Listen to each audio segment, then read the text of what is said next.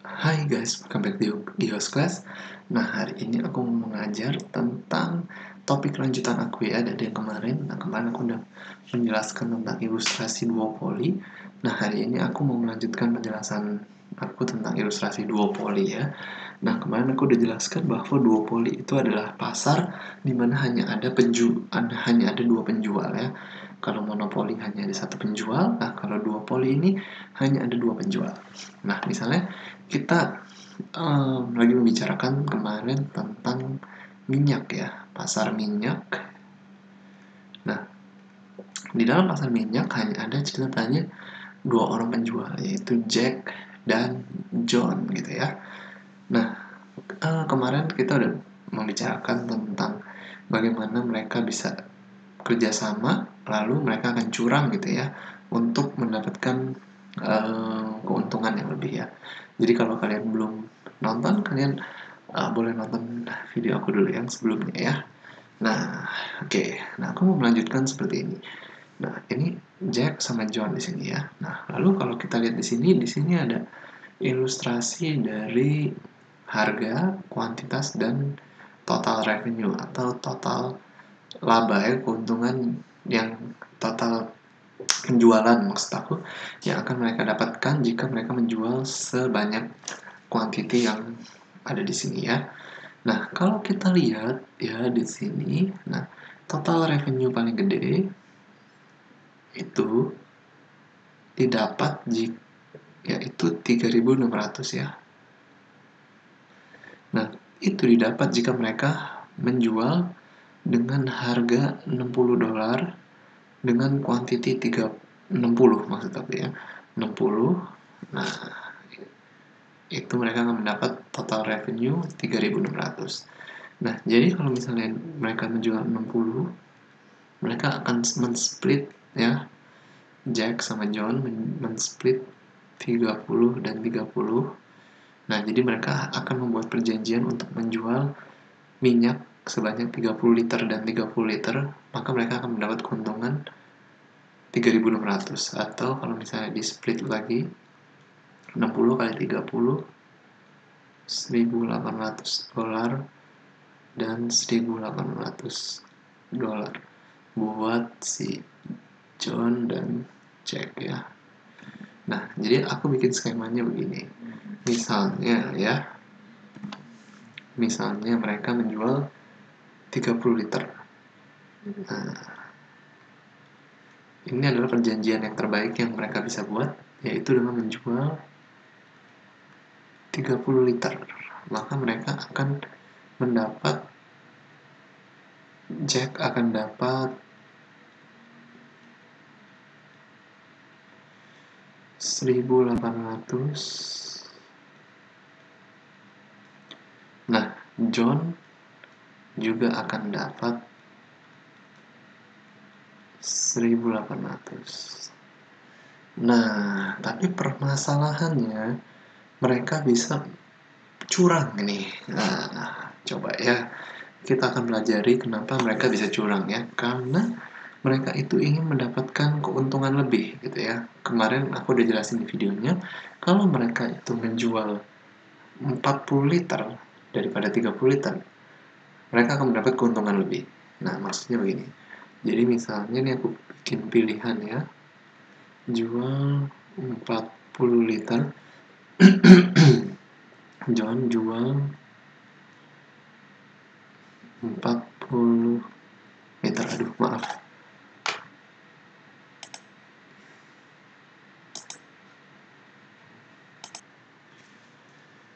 Nah, sekarang kita hitung ya, misalnya si Jack cheating ya, atau curang, dia menjual 40 liter, sementara si John menjual 30 liter.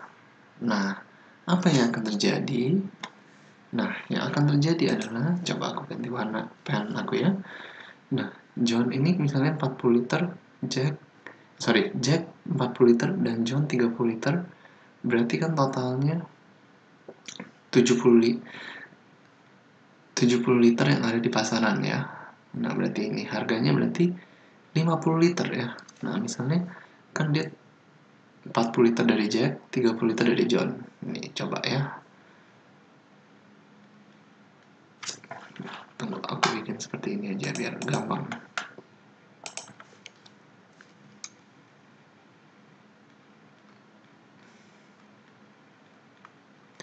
Nah, John menjual 40 liter. Jack menjual 30 liter. Si John curang ceritanya ya, udah bikin perjanjian mau jual sama-sama 30 liter, dia curang mau jual jadi 40 liter. Nah, kalau misalnya dia naikin 40 liter, harganya itu turun ya. Turun jadi 50 dolar ya. Tadinya kan 60 dolar, sekarang turun jadi 50 dolar. Kalau kuantiti yang ada di pasaran ada 70 liter. Nah, alhasil dia akan mendapat keuntungan 40 kali 50 dolar, yaitu 2000 dolar ya. Nah, si Jack akan mendapat keuntungan 1500 dolar gitu. Nah, jadi dalam hal ini si John, kalau misalnya si Jack, wah aku kebalik nih, ya udah nggak apa-apa sih sebenarnya, sama aja. John misalnya nih, John yang menjual 40 liter ya, tapi bukan posisinya bukan di sini. John yang menjual 40 liter, berarti di sini John dapat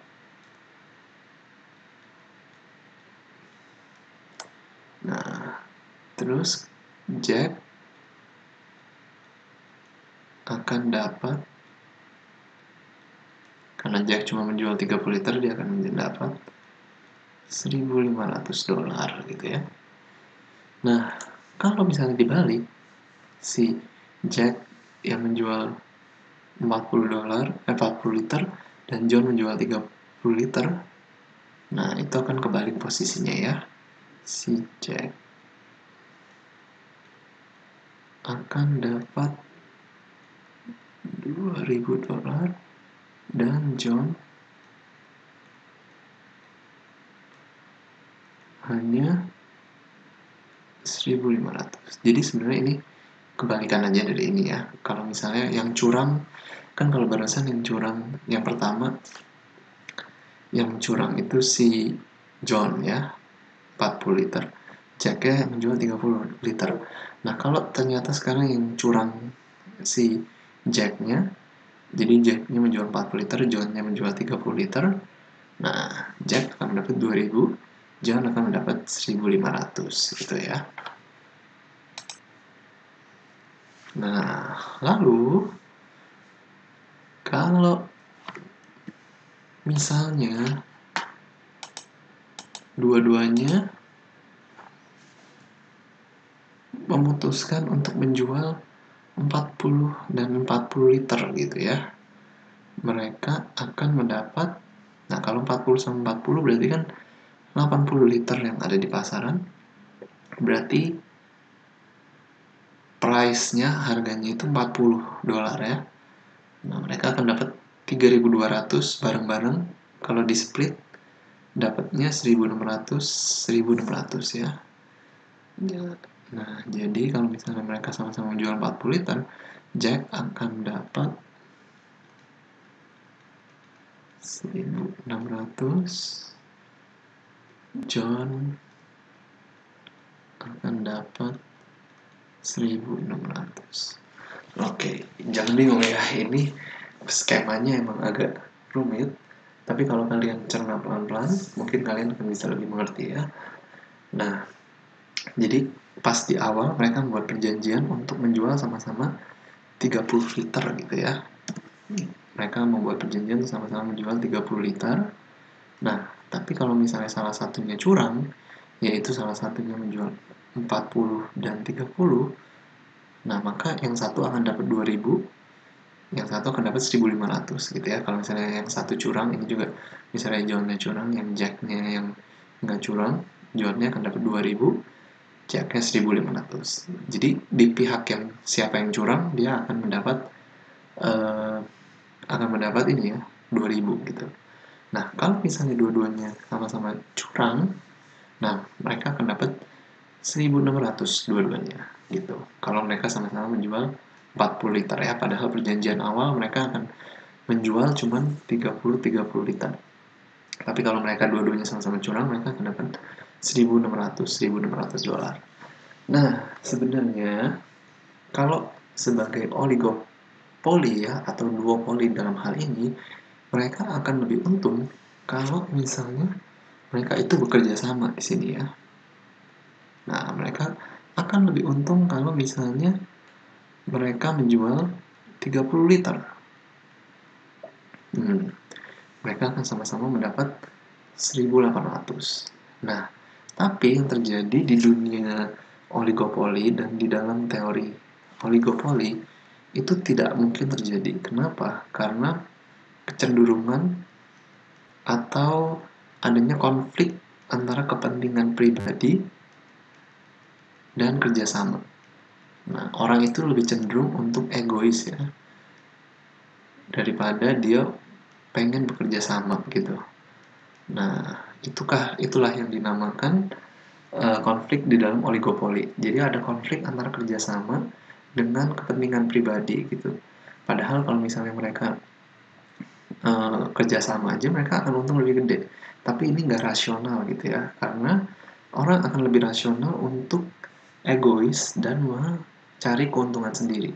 Nah, makanya mereka akan salah satu dari mereka pasti akan ada yang curang. Nah, dimana kalau mereka dua-duanya curang, itu mereka akan mendapat 1.600 yang lebih kecil dari 1.800 ya. Nah, kita katakan di kotak yang ini ya, putih ini. Nah, ini adalah dominan strategi.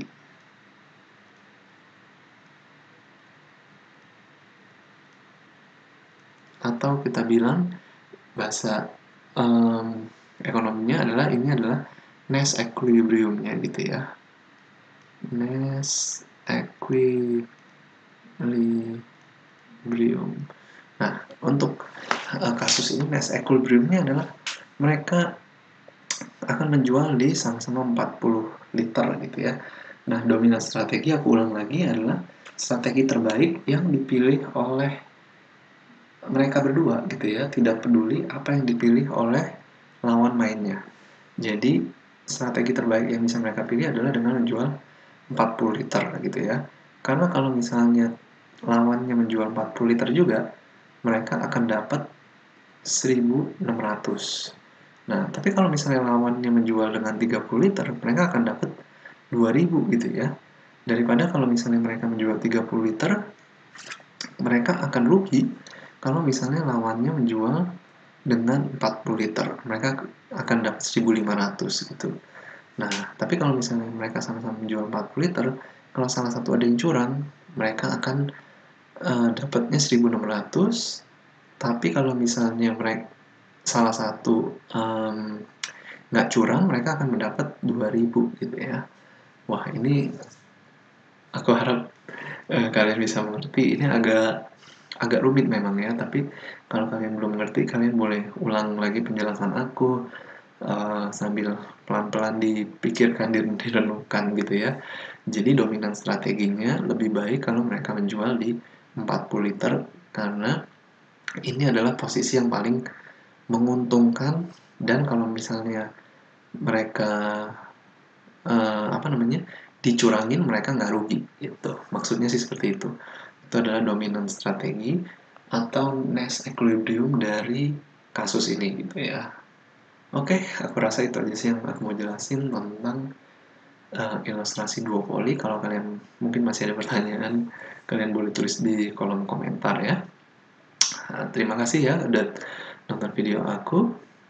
Sampai jumpa di video aku berikutnya.